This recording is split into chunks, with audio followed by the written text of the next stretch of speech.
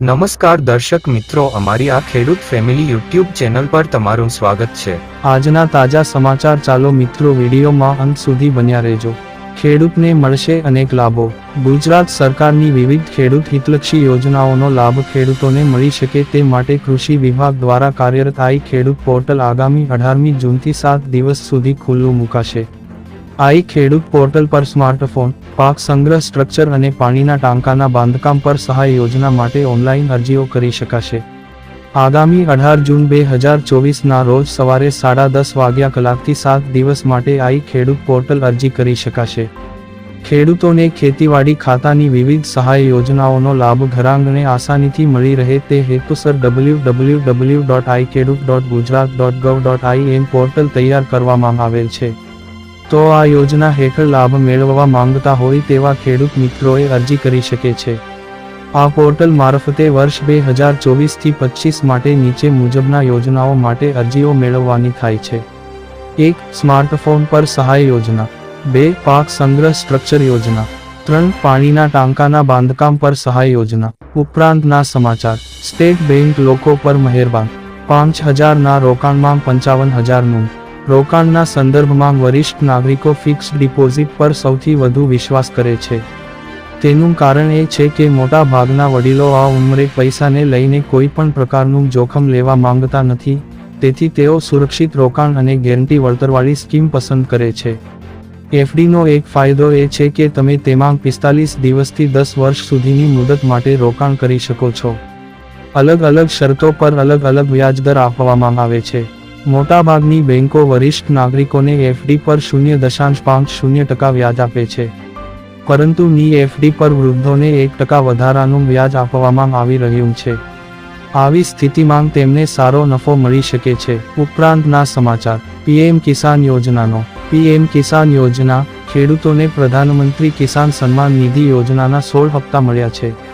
PM કિસાનના 17મા હપ્તાના પૈસા લોકસભા ચૂંટણી પૂર્ણ થયા બાદ ખેડૂતોના ખાતામાં આવશે। વડાપ્રધાન નરેન્દ્ર મોદીએ 28 ફેબ્રુઆરી 2024ના રોજ ખેડૂતોના ખાતામાં પીએમ કિસાન સન્માન નિધિના 16મા હપ્તાના 2,000 રૂપિયા જમા કરાવ્યા હતા। દેશના ખેડૂતોના ખાતામાં 16મા હપ્તા તરીકે કુલ 21,000 કરોડ રૂપિયા ટ્રાન્સફર કરવામાં આવ્યા હતા। હવે 17મો હપ્તો ફક્ત તે ખેડૂતોને જ મળશે જેમણે કેવાયસી પીએમ કિસાન કેવાયસી કર્યું છે।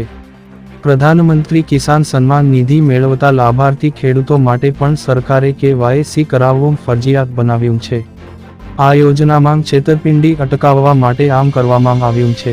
પીએમ કિસાનની સત્તાવાર વેબસાઇટ અનુસાર ખેડૂતો ઓટીપી દ્વારા અને સામાન્ય સેવા કેન્દ્રની મુલાકાત લઈને આ મહત્વપૂર્ણ કાર્યો ઘરે બેઠા પૂર્ણ કરી શકે છે। જો તમે પીએમ કિસાન વેબસાઇટ દ્વારા ઘરે બેસીને જાતે કેવાયસી કરો છો તો તમારે કોઈ પૈસા ચૂકવવા પડશે નહીં। ઉપરાંતના સમાચાર। સરકાર સામેથી માલામાલ કરે છે। સરકારી યોજનાઓ કોઈ પણ જોખમ વિના લોકોને મોટો નફો આપે છે। આવી જ એક યોજના મહિલાઓ સાથે જોડાયેલી છે જે તેમને ઓછા સમયમાં અમીર બનાવી શકે છે। આમાં વધારે પૈસા રોકવાની જરૂર નથી। સરકાર આ યોજના હેઠળ જંગી વ્યાજ આપી રહી છે। તમે આ યોજના હેઠળ પોસ્ટ ઓફિસ દ્વારા ખાતું ખોલાવી શકો છો। ચાલો જાણીએ કઈ સ્કીમ યોગ્ય છે અને તમે તેમાં કેવી રીતે રોકાણ કરી શકો છો। મહિલાઓને લાભ આપતા સરકારે નાની બચત યોજના હેઠળ એક યોજના શરૂ કરી હતી જે મહિલા સન્માન બચત પ્રમાણપત્ર યોજના તરીકે ઓળખાય છે। આ સ્કીમ ઉત્તમ વ્યાજ આપે છે।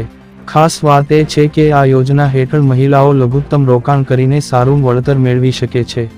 ઉપરાંતના સમાચાર। મહિલાઓ માલામાલ થવા પોસ્ટ ઓફિસની આ સ્કીમમાં રોકાણ કરવા આવે।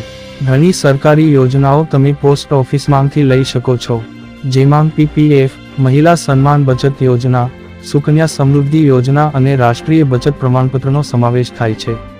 રોકાણ માટે પીપીએફ સારો વિકલ્પ છે। આ યોજનામાં સરકાર 7.1%ના દરે વ્યાજ આપી રહી છે।